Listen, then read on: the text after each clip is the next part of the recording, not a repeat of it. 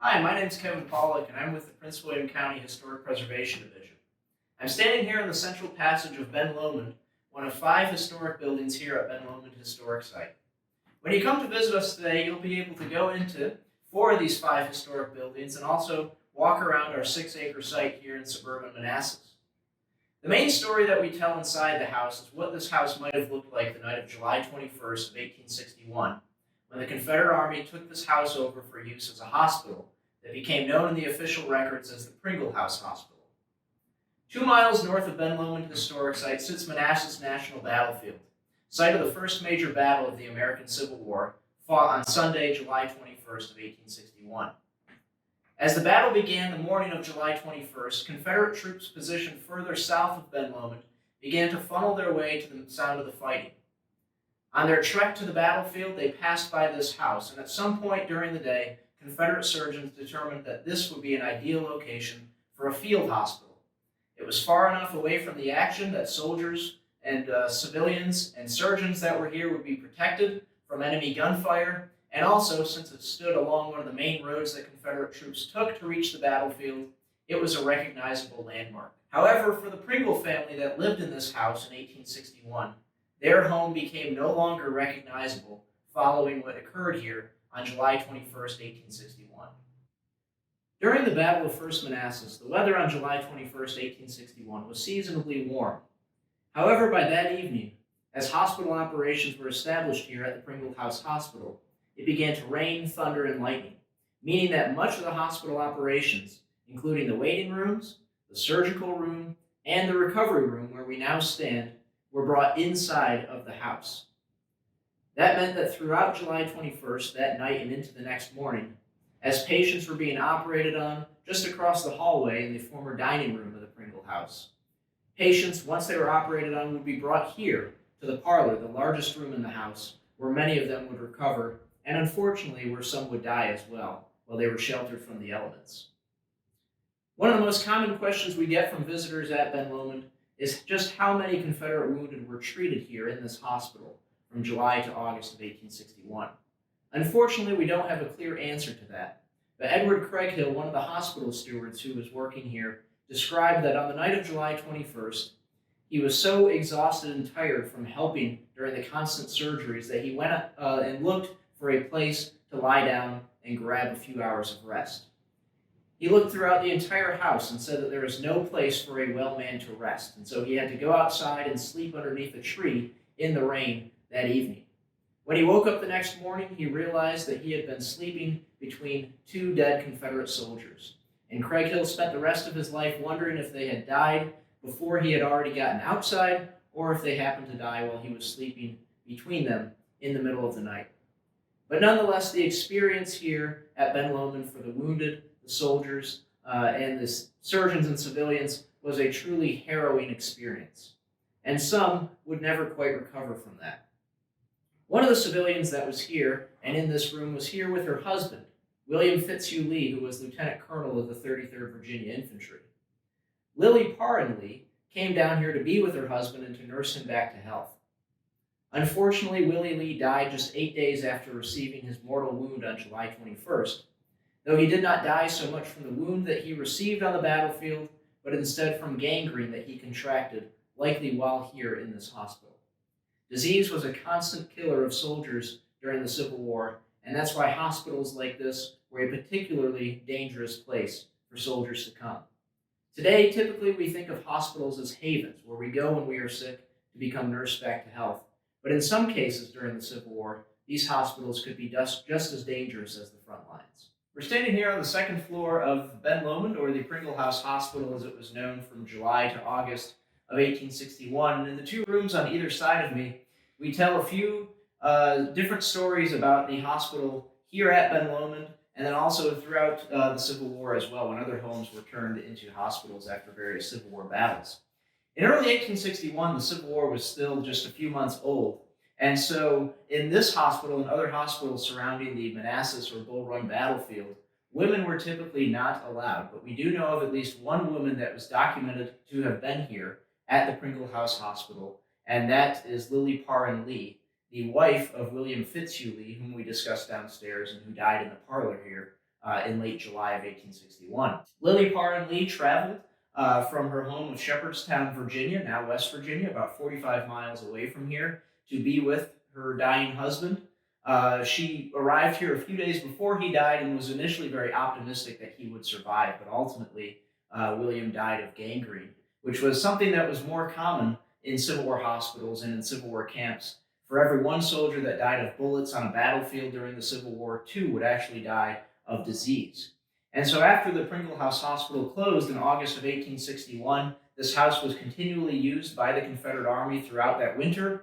Winter huts were constructed by a Mississippi unit on the grounds of the plantation, and then also the house was used as a headquarters for the Confederate Army, and then later in the spring of 1862, it was once again used for a hospital. This time, because there were no battles going on, it was more than likely used for disease patients, and so we discussed that in the room here to my left. Again, disease played a huge role in Civil War hospitals, and it's really part of the reason why these hospitals became so deadly. Again, it wasn't so much the wounds that soldiers were dying from while they were here in a hospital like this, but in many cases it was disease that soldiers contracted while they were in a cramped setting like the Pringle House Hospital was in July and August of 1861.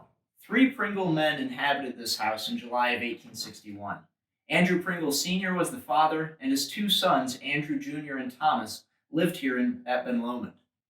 On July 21st, 1861, as the Confederate Army was marching past this house on its way to the battlefield, a few Confederate surgeons decided that this house would be an ideal location for a hospital. They came and knocked on the door, and they informed the Pringles of their decision. All the Pringles could do was decide whether to leave this house to the hands of the Confederate Army, and the entire house would be used as a hospital, or the Confederate surgeons gave the Pringles the option of remaining here in the house, but having their living quarters confined to just one room. Ultimately, the Pringle family decided to stay, and the 3 men lived here in this room for the 36 days that this house was used as a hospital. But the Pringles' suffering did not end in August of 1861, when the Confederate hospital here was disassembled and moved to other locations around Manassas. In the spring of 1862, when the Confederate Army vacated its fortifications around Centerville and Manassas Junction, Union soldiers came here many times to the Pringle House. In some cases, Union cavalry took over 1 ton of beef and meat from the smokehouse and the surrounding plantation, and ultimately, when the war came to an end, the Pringles claimed that there were $1,261 worth of damage done to their property. In the early 1870s, the Pringles, because they were not American citizens, but in fact British subjects that were living here in the United States during the Civil War, they were able to apply for damage reparations done to their property. However, there was one key piece to that treaty, and the treaty stated that only British citizens who were neutral subjects during the war could get damage reparations. The Pringles tried. Thomas Pringle was the lead claimant in the claims, but ultimately the Pringles were unable to completely prove their neutrality, and also they could not provide receipts for everything that they claimed they lost during the Civil War. So all told, the Pringles only received $558 of the $1,261 that they had originally asked for. Like so many other families in Prince William County and throughout the southern states during the Civil War, the war ruined the Pringle family, and by the 1870s, they had moved on to other portions of Northern Virginia. Before July 21st, 1861, this room served as the Pringles' dining room, where family and sexual matters were discussed around the dinner table. However, on July 21st, 1861, as more and more Confederate wounded streamed back here to the Pringle House Hospital, and as it began to rain, thunder, and lightning that evening, the inside of the house was converted into the hospital and the surgery room itself. Here in the dining room table was covered with a cloth to be turned into an amputation table, where surgeons were operating day and night to save as many lives of the Confederate wounded as they possibly could. For both surgeons, soldiers, and the civilians who were here in the Pringle House, this was an unprecedented experience. Many of the surgeons who were operating here did have years of surgical experience, but they had never seen what a Civil War bullet or artillery shells could do to the human body. And so in many cases, amputation was the last resort and the only thing that surgeons could do to attempt to save a soldier's life. The surgeons that were operating here in the Pringle House Hospital Many of them did have years of surgical and medical experience prior to July 1861. However, what they saw here would never quite prepare them for the experience that they would have here in the Pringle House Hospital. Constantly wounded soldiers were being brought in.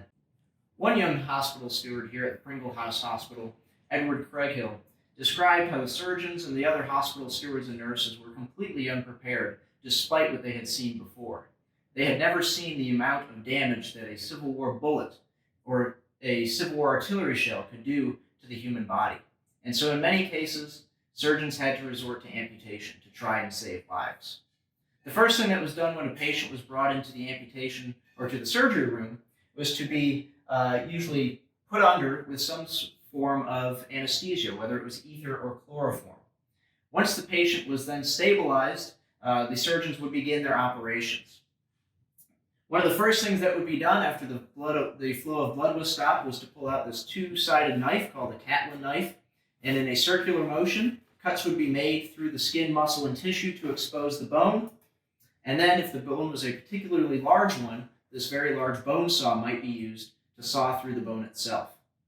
With the extra flaps of skin that were left over from the stump of the patient's limb, those flaps of skin would be folded over the wound, sewn shut, a bandage applied, and the patient would be off the table. Amputations were very common during the American Civil War, and perhaps as many as 75,000 were conducted during the 4 years of war between the United States and the Confederate States of America.